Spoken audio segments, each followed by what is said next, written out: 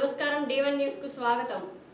సామాన్య ఓటర్లలో ఆత్మవిశ్వాసాన్ని పెంపొందించడానికి సంఘద్రోహులను అరికట్టడానికి తెనాలి పోలీసుల కేంద్ర బలగాలతో కవాతు నిర్వహించారు. అసాంఘిక బెదిరింపులు, ప్రలోభాలకు గురి చేసే వారి వివరాలు తమ దృష్టికి తీసుకురావాలని అన్నారు. తెనాలి రూరల్ మండలంలో ఎన్నికల దృష్టిలో ఉంచుకొని జాకీర్ హుస్సేన్ నగర్, హావ్పేట, కాజీపేట, ఎరుకలపూడి గ్రామాల్లో కవాతు నిర్వహించారు. ఈ సందర్భంగా తెనాలి ఎస్ఐ కోటేశ్వరరావు మాట్లాడుతూ డీఎస్పీ ఎం రమేష్ ఆదేశాలతో CIFS స్థలాలను కలుపుకొని ఈ కవాతు నిర్వహించామని అన్నారు. తెనాలి కొత్తపేటలో టీడీపీ అభ్యర్థి పెమ్మసాని చంద్రశేఖర్ ఎన్నికల కార్యాలయాన్ని ప్రారంభించారు. చంద్రబాబు నాయుడు చేపట్టిన పట్టిసీమలో రైతుల కష్టాలు తీర్తాయని ఈ సందర్భంగా ఆయన మాట్లాడారు.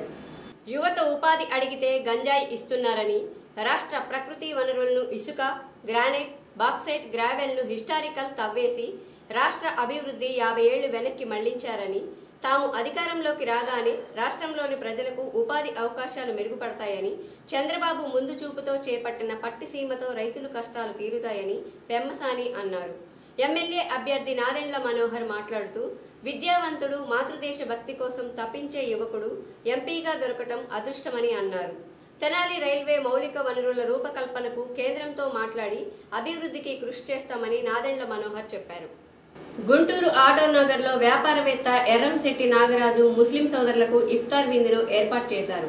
గత కొన్ని సంవత్సరాలుగా రంజాన్ మాసంలో ఇఫ్తార్ విందు ఏర్పాటు చేయడం జరుగుతుందని, కులమతాలకు అతీతంగా మేము అందరూ కలిసిమెలిసి ఉంటామని ఈ సందర్భంగా ఎర్రంశెట్టి నాగరాజు తెలియజేశారు. పలువురు కార్యకర్తలు, నాయకులు, ముస్లిం సోదరులు ఈ కార్యక్రమంలో మాట్లాడారు.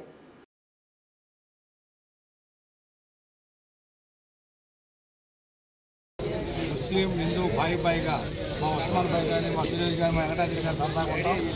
అలానే వీళ్ళంతా ఈ సౌండ్ మాస్టర్ మా ఫ్రెండ్స్తో సరదాగా ఇచ్చి హ్యాపీగా ఉన్నామని ఇదంతా ఏర్పాటు చేస్తాం.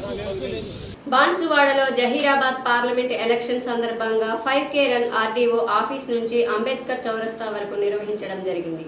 ఈ సందర్భంగా RDO ఆఫీసర్ మాట్లాడుతూ ప్రతి ఒక్కరూ పార్లమెంట్ ఎలక్షన్లో కులమతాలు భేదాలు లేకుండా అందరూ స్వేచ్ఛగా ఓటు హక్కు వినియోగించుకోవాలని, మనకు నచ్చిన నాయకుడిని ఓటు వేసి గెలిపించాలని, ఓటు శాతం పెంచాలని తెలియజేస్తూ ప్రతిజ్ఞ కొనసాగించారు. ఈ కార్యక్రమంలో RDO, MRO, MPDO అధికారులు, ఉపాధ్యాయుల బృందం మరియు రాజకీయ నాయకులు, గ్రామ ప్రజలు, విద్యార్థులు పాల్గొన్నారు.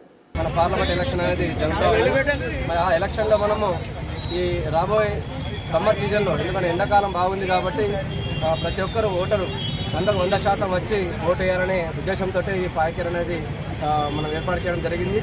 మరి ముఖ్యంగా ఎన్రోల్మెంట్ అనేది 18 నుంచి 20 సంవత్సరాల మధ్య యూత్ ఏవైతే ఉన్నారో యువకులు మన బాన్సువాడ కాన్స్టిట్యూన్సీలో మొత్తం 6% బదులు ఇక 3% వరకే మనం నమోదై ఉన్నారు. కాబట్టి అందరికీ రిక్వెస్ట్ చేసేదంటే, పత్రిక ప్రముఖంగా చెప్పేది ఏంటంటే 18 నిండా అందరూ కూడా ఓటర్ నమోదు చేసుకోవాలా. ఇంకా మనకు అవకాశం ఉంది. అప్ టు మనం నామినేషన్ కన్నా ముందు నుంచి కూడా అప్ టు నామినేషన్ ఏదైతే లాస్ట్ డేట్ ఉందో అప్పటిదాకా కూడా మనం నమోదు చేసుకోవచ్చు. చిలుకలకు 444 రూపాయల టికెట్ కొట్టిన బస్ కండక్టర్. కర్ణాటకలో ఓ మహిళ తన మనవరాలితో కలిసి బెంగళూరు నుంచి మైసూరుకు బస్సులో ప్రయాణించింది. 4 చిలుకలను వెంట తీసుకొచ్చింది. శక్తి పథకంలో భాగంగా వారికి కండక్టర్ ఫ్రీ టికెట్ ఇచ్చాడు. కానీ చిలుకలను బాలలుగా పరిగణిస్తూ 444 రూపాయల ఛార్జీ వసూలు చేశాడు. నిబంధనల ప్రకారం జంతువులు, పక్షుల్ని తీసుకెళ్తే వాటికి సగం టికెట్ ధర చెల్లించాల్సిందేనని అధికారులు చెబుతున్నారు. ఎన్నికలను దృష్టిలో పెట్టుకుని మున్సిపల్ కార్యాలయంలో అసిస్టెంట్ మున్సిపల్ కమిషనర్ని కలిసిన హ్యూమన్ రైట్స్ కౌన్సిల్ కోస్తాంధ్ర అధ్యక్షులు పల్నాటి నాగరాజు. ఎన్నికల కోడ్ అమల్లో ఉన్నందున పట్టణంలో నివసిస్తున్న ప్రజలకు ఎటువంటి నష్టం వాటిల్లకుండా, ధన, ప్రాణ, మాన హాని జరగకుండా చూడాలని, కొంతమంది పారిశుద్ధ వంకతో రాజకీయంగా గొడవలు చేసే అవకాశం ఉందని, అందువల్ల ప్రజలకు ఎటువంటి ఇబ్బంది కలగకుండా చూసుకోవాలని అసిస్టెంట్ మున్సిపల్ కమిషనర్ కె అనుషకు వినతి పత్రం ఇచ్చారు. ఈ కార్యక్రమంలో మున్సిపల్ ఎంప్లాయ్ రామచంద్ర, సభ్యులు మణికంఠ, లిఖిత్, పణికుమార్, శివశ్యామ్ చరణ్లు తదితరులు పాల్గొన్నారు. లైక్ చేయండి, షేర్ చేయండి, సబ్స్క్రైబ్ చేయండి.